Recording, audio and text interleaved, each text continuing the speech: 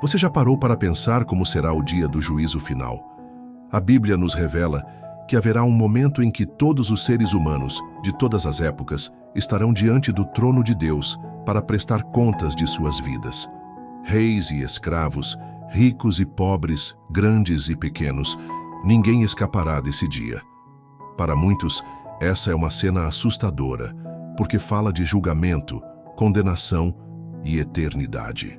Mas para aqueles que estão em Cristo, o juízo final não é um motivo de medo, mas de esperança, porque é nesse dia que a justiça de Deus será plenamente estabelecida e a vitória definitiva será revelada.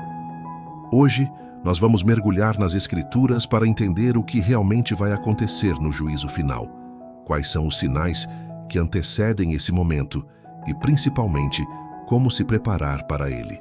Antes de continuar, já deixa o seu like, se inscreve no canal e ativa as notificações, porque todos os dias nós trazemos reflexões e orações que fortalecem a fé e preparam você para viver com esperança.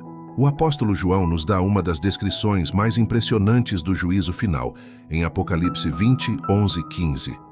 Ele diz: "Vi um grande trono branco e aquele que nele estava assentado. A terra e o céu fugiram da sua presença, e não se encontrou lugar para eles. Vi também os mortos, grandes e pequenos, em pé diante do trono, e livros foram abertos. Outro livro foi aberto, o livro da vida. Os mortos foram julgados segundo o que tinham feito, conforme o que estava registrado nos livros." Essa cena é solene e poderosa.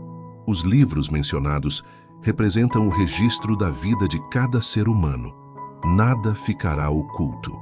Palavras, pensamentos e ações, tudo será revelado diante de Deus. É um momento de transparência absoluta, em que cada detalhe da nossa vida estará diante do Criador. Mas o texto fala também de um outro livro, o livro da vida. E aqui está a grande diferença. Aqueles que têm o nome escrito nele herdarão a vida eterna com Deus, enquanto os que não têm enfrentarão a condenação. Isso nos mostra que o juízo final não é apenas sobre obras, mas sobre a posição do nosso coração diante de Cristo. A salvação não vem por boas ações, mas pela fé em Jesus. Quem crê nele e o recebe como Senhor e Salvador tem o nome escrito no livro da vida.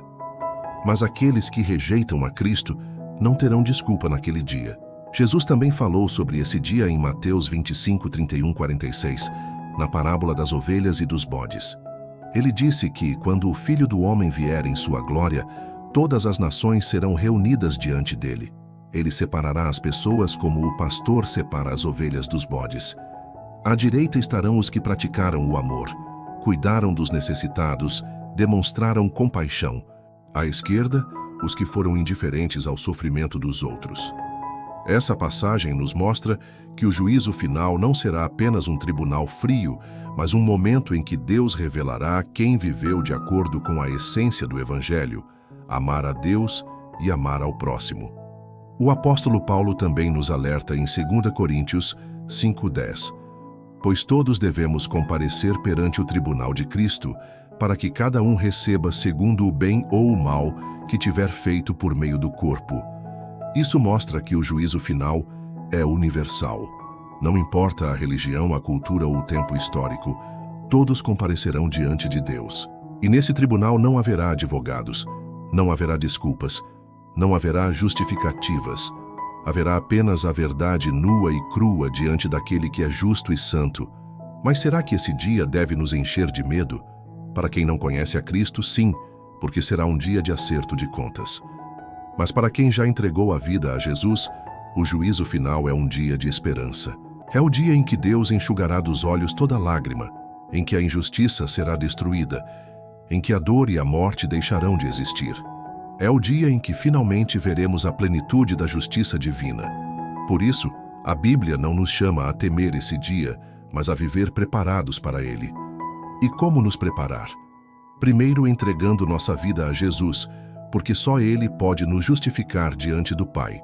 Em Romanos 8:1, Paulo diz: "Agora, pois, já nenhuma condenação há para os que estão em Cristo Jesus." Isso significa que no juízo final, os que estão em Cristo não enfrentarão condenação, porque já foram perdoados pela cruz. Segundo, vivendo em santidade.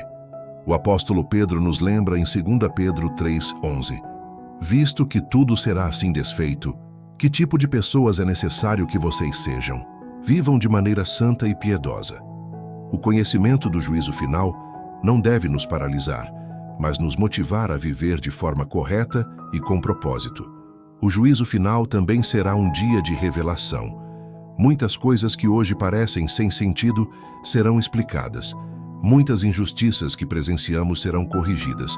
Muitos sofrimentos que passamos terão sua resposta. Nesse dia, veremos que Deus nunca perdeu o controle, que nada escapou do seu olhar e que ele sempre foi justo. É por isso que Apocalipse 21 descreve que depois do juízo haverá novos céus e nova terra, onde habita a justiça. Esse é o destino final dos que estão em Cristo: viver eternamente com Ele em um lugar de paz, amor e perfeição.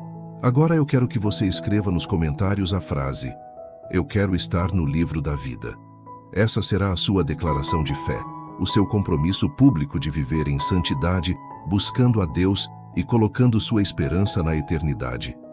E não se esqueça, compartilhe este vídeo com 3 pessoas que você ama. Talvez elas ainda não tenham entendido a seriedade desse dia e precisem ouvir essa mensagem para se preparar.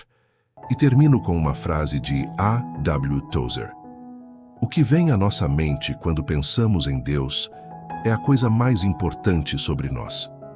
No dia do juízo final, não importará a riqueza, os títulos, o poder ou a fama, importará apenas a nossa relação com Deus. Por isso, busque ao Senhor hoje enquanto é tempo e viva com a esperança de que naquele grande dia o seu nome estará escrito no livro da vida.